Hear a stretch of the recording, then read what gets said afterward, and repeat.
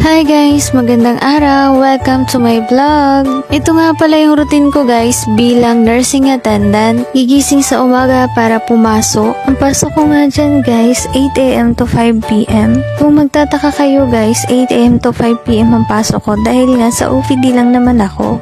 Syempre, bago pumasok, kailangan maayos tayong tignan. Kung mapapansin nyo nga dyan ay makalat ang kwarto ko kaya pasyensya na kayo guys. Everyday off lang naman kasi ako nakakalinis ng kwarto ko. Sinusuklayan ko na nga yung buhok ko dyan. Palagi ko ngang pinapahuli ayusan yung buhok ko. Bukod sa mahaba na makapal pa. Ewan ko ba guys, ayaw na ayaw ko pagupitan ng buhok ko.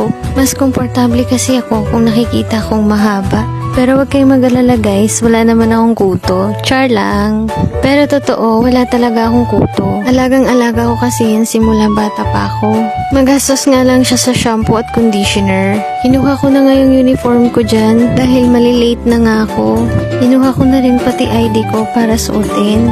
At finally, natapos din ako sa wakas. At ito na guys, ready to go na. See you in my next vlog. Bye-bye!